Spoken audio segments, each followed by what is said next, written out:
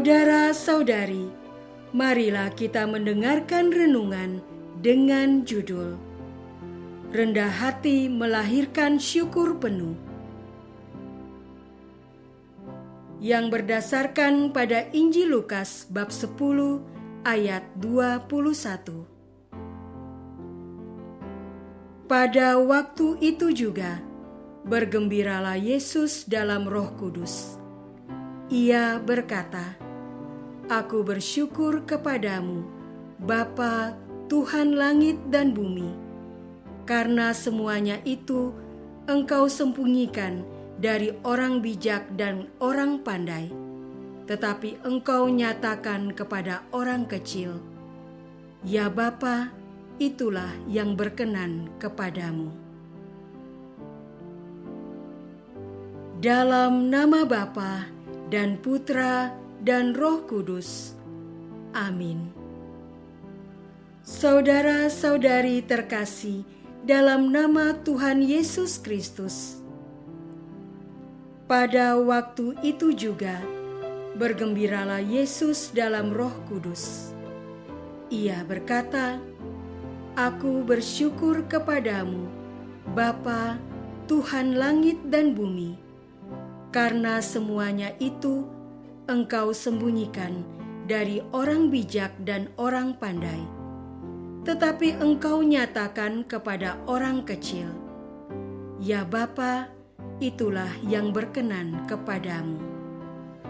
Semua telah diserahkan kepadaku oleh Bapa-Ku, dan tidak ada seorang pun yang tahu siapakah anak selain Bapa, dan siapakah Bapa selain anak, dan orang yang kepadanya anak itu berkenan menyatakan hal itu."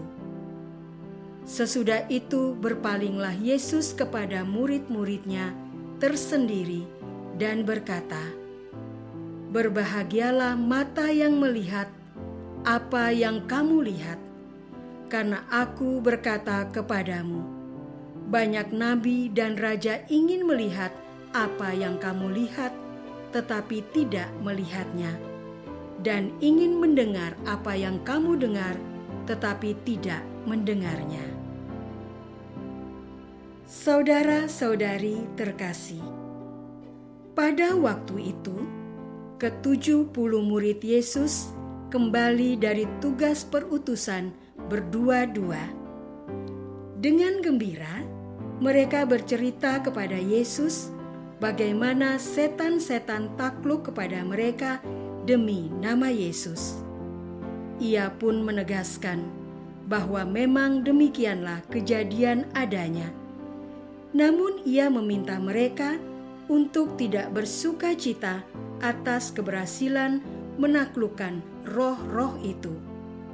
Ia mengajak mereka bersuka cita karena nama mereka terdaftar di surga.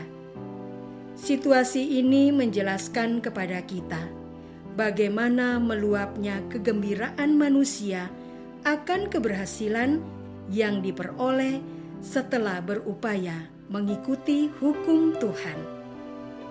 Baiklah kita menyadari situasi tersebut, sekaligus kembali merendahkan hati dan kembali merasakan hadir terhubung dengan kenyataan yang ada di hadapan sekarang. Sikap rendah hati serta hadir terhubung dan sadar penuh mengundang Roh Kudus datang. Sukacita manusiawi menjadi kegembiraan di dalam Roh Kudus. Bentuknya adalah rasa syukur yang penuh, lahir dari sikap rendah hati orang kecil, bukan dari rasa mampu orang bijak atau pandai. Saudara-saudari terkasih, seorang guru kota tertarik dengan cerita anak berjudul "Mau Lagi, Lagi, Lagi", buah karya dari Clara NG. Ia menyukai cerita itu karena lucu dan sudut pandangnya unik. Dikisahkan seorang cucu yang baru sembuh sakit dan senang sekali melahap apapun masakan nenek. habis satu masakan, ia akan meminta neneknya dengan polos, "Mau lagi, Nek?"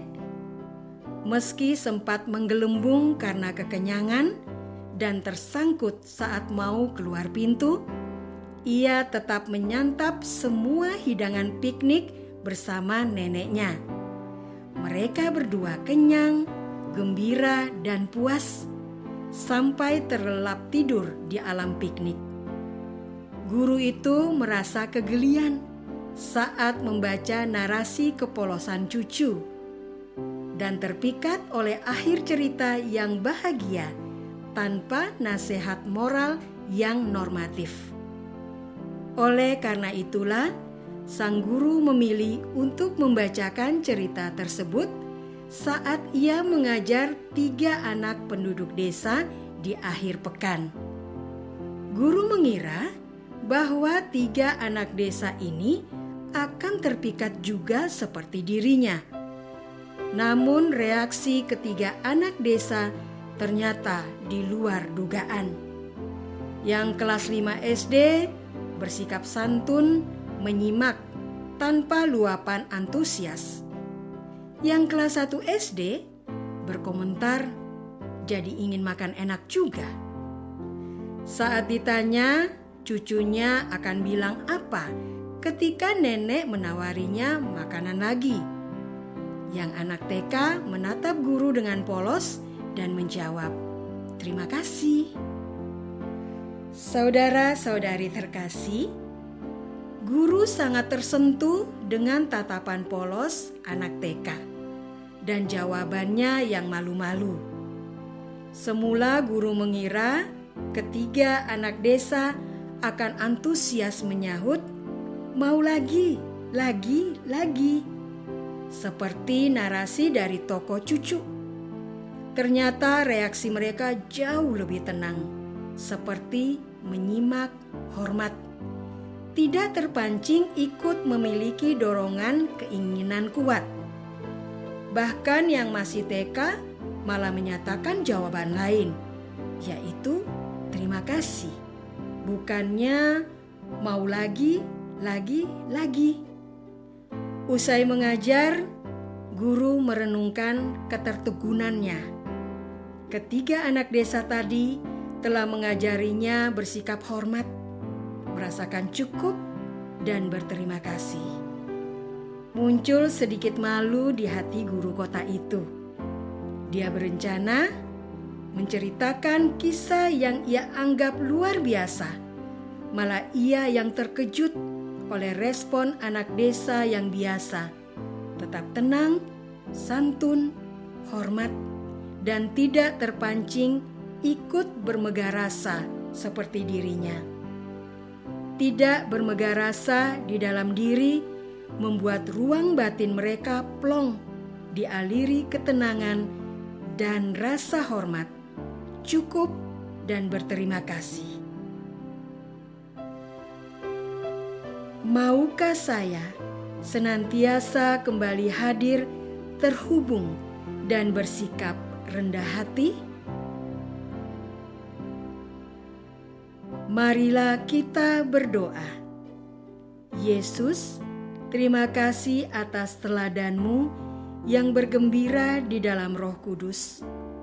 Kami sadar, kami sering bergembira atas keberhasilan kami, sampai lupa dengan tujuan utama kami semula, yaitu mengikuti kehendak-Mu. Tuntunlah kami untuk menyudahi rasa bermegah diri, lalu kembali bersikap rendah hati sebagai seorang hamba yang fokus, hadir, terhubung dengan kenyataan sekarang untuk melayani sesama. Amin. Semoga kita semua selalu dinaungi dan dibimbing oleh berkat Allah yang Maha Kuasa, dalam nama Bapa dan Putra dan Roh Kudus.